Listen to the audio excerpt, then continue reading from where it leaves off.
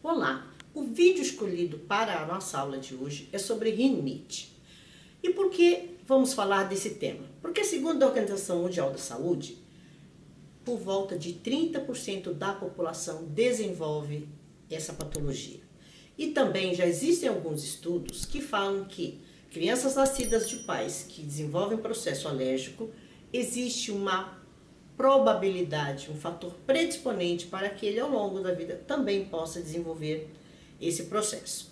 Então nós vamos falar aqui, passo a passo, tudo que é importante você saber sobre essa patologia. Me acompanhe. Então, vamos dar prosseguimento falando os tipos de rinite. Nós podemos encontrar 3 tipos de rinite: a rinite alérgica, a rinite irritativa e infecciosa, tá? Então, dentre esses 3 tipos, eu vou colocar para vocês as principais causas desse processo. Vou mostrar para vocês algumas causas que podem desencadear a rinite alérgica. O mofo é uma delas. Por exemplo, casa onde a gente tem muita umidade, onde a gente tem pouca ventilação, a poeira, os ácaros que podem estar em travesseiro, em almofadas, cortinas, os odores.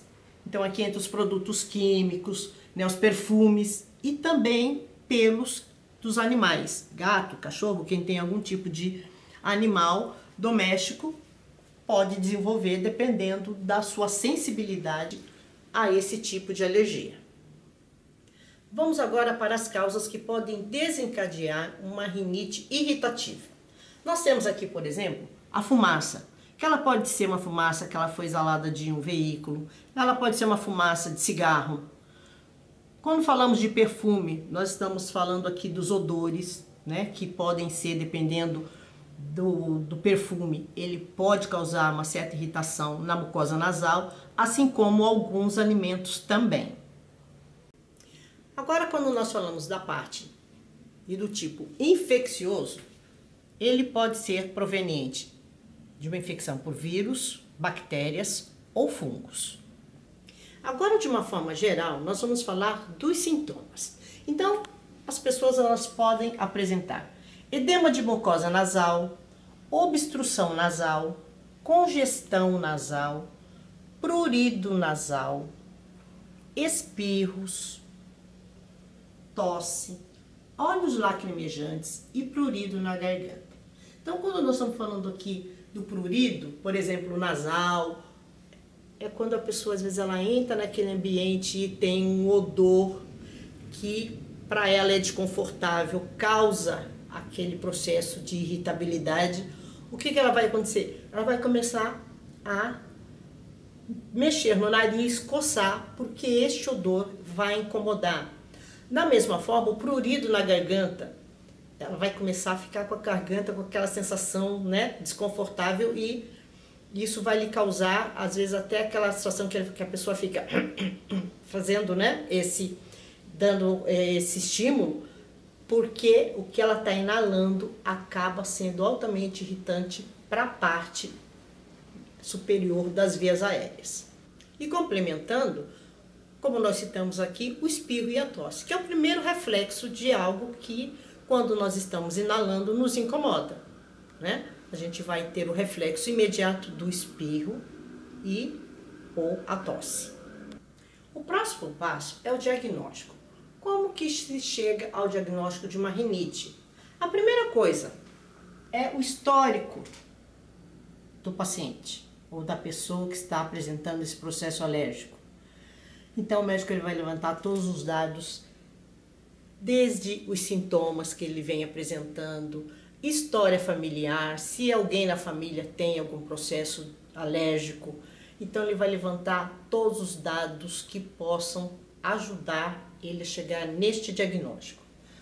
O segundo passo seria um exame de visualização nasal, que é feito através com o espéculo nasal para avaliar e visualizar toda a parte da mucosa para chegar a um entendimento de como que está comprometido essa irritação local.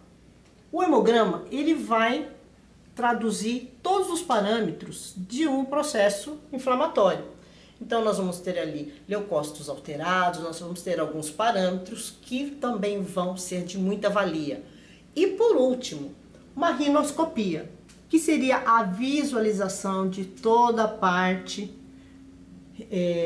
nasal para um exame mais minucioso, mais detalhado, e esse exame ele vai ser pedido em algumas situações pontuais, quando o médico achar que é necessário ou quando ele tiver ainda alguma margem de dúvida, e é esse elemento aqui que vai dar a palavra final neste diagnóstico.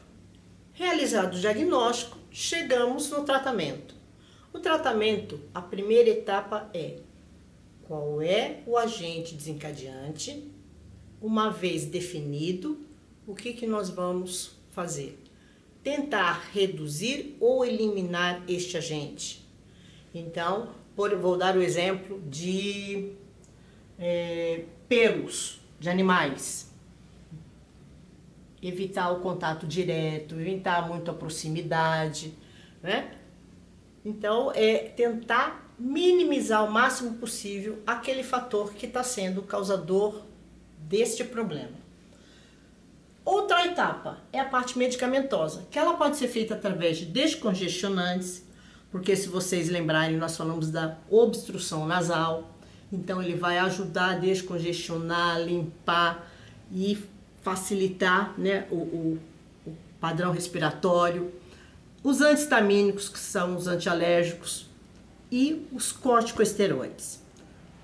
Aqui, quando eu estou falando da parte medicamentosa, ela vai ser direcionada em cima do perfil, em cima dos sintomas do paciente. O médico ele vai definir aqui a terapêutica de acordo com a condição do paciente, a gravidade dos sintomas e as compatibilidades ou não dos medicamentos, o que é mais adequado para aquele tipo de paciente.